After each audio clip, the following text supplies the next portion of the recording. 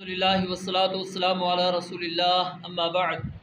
سنن ابن ماجہ ابواب النکاح عنوان نمبر 53 باب متی یستحب البناء بالنساء کہ رخصتی کب کرنا مستحب ہے، یعنی کن مہینوں کے اندر کن دنوں کے اندر رخصتی کرنا مستحب ہے۔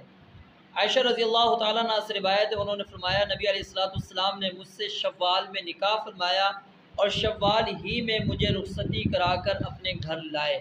پھر نبی علیہ الصلوۃ والسلام کی کون سی زوجہ محترمہ کو مجھ سے زیادہ نبی علیہ الصلوۃ والسلام کی قربت حاصل تھی؟ تو سیدنا عروہ نے فرمایا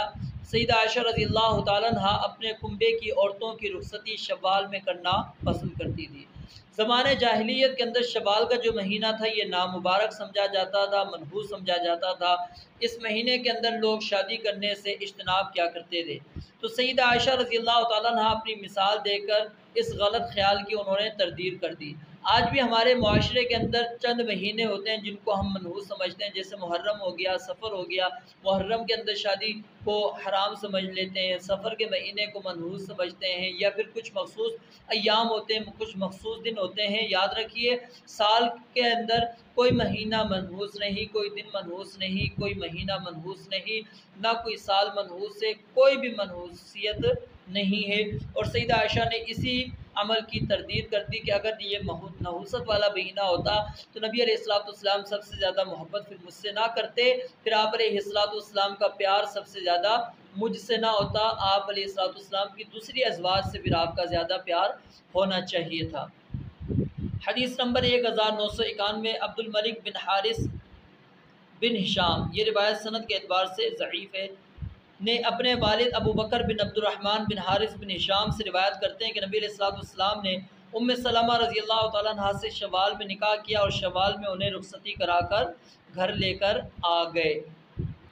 اس کتاب کی اس حدیث کی تخریج آپ کے سامنے میں تھوڑی سی رکھ دیتا ہوں، فائدہ جو کہ دارالسلام کا مطبوعہ ہے اس سے۔ اس حدیث کی سند کا آخری حصہ یوں ذکر ہوا ہے، عن عبد الملک بن الحارث بن ہشام عن نبیہ ان النبی صلی اللہ علیہ وآلہ وسلم، کہ انہوں نے عبد الملک بن حارث بن ہشام سے انہوں نے اپنے والد سے روایت کیا کہ نبی علیہ الصلوۃ والسلام نے، یعنی سند یہ ہے۔ اس پر امام البانی رحمہ اللہ نے ضعیف سنن ابن ماجہ میں نوٹ دیا ہے،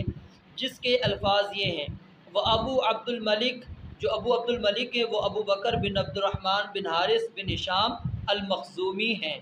اور زہیر شاویش جو کتاب کے ناشر ہیں انہوں نے حاشیے میں لکھا ہے ولیکن اشکل علی ما کتبہ استاذنا ناصر الدین رحمہ اللہ،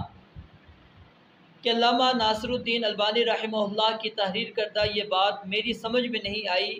کہ عبد الرحمن بن حارث کی دو کنیتیں ہیں، ابو عبد الملک اور ابو بکر۔ پھر شاویش صاحب نے تفصیل سے بحث کر کے یہ نتیجہ نکالا، شاید کہ یہاں سبقت قلم ہو گئی ہے۔ میرے خیال میں یہاں یعنی جو حاشیہ لکھنے والے ہیں دارالسلام والا فوائد وہ لکھتے ہیں، میرے خیال میں یہاں زہیر شاویش کو علامہ ناصر الدین البانی کا کلام سمجھنے میں غلطی لگی ہے۔ البانی رحمہ اللہ نے یہ نہیں فرمایا کہ عبد الرحمن کی دو کنیتیں ہیں جن میں سے ایک ابو عبد الملک ہے، بلکہ یہ واضح فرمایا کہ سند میں عبد الملک بن حارث بن ہشام عن ابیہ کے الفاظ ہیں۔ ان سے یہ نہیں سمجھنا چاہیے کہ عبد الملک کے والد حضرت حارث بن ہشام ہیں جن سے وہ روایت کر رہے ہیں، بلکہ عبد الملک بن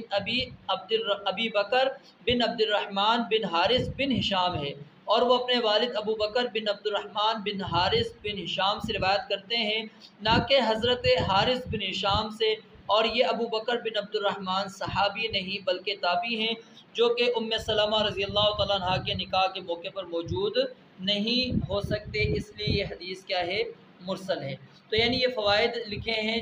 مولانا عطاء اللہ ساجد حفظہ اللہ تعالیٰ نے، تو انہوں نے یعنی اس حدیث کے بارے میں جو رائے اپنی دی ہے وہ آپ کے سامنے میں نے گوش گزار کر دی ہے۔ رب العالمین سے دعا ہے اللہ تعالیٰ سمجھنے اور عمل کرنے کی توفیق عطا فرمائے۔ وآخر دعوانا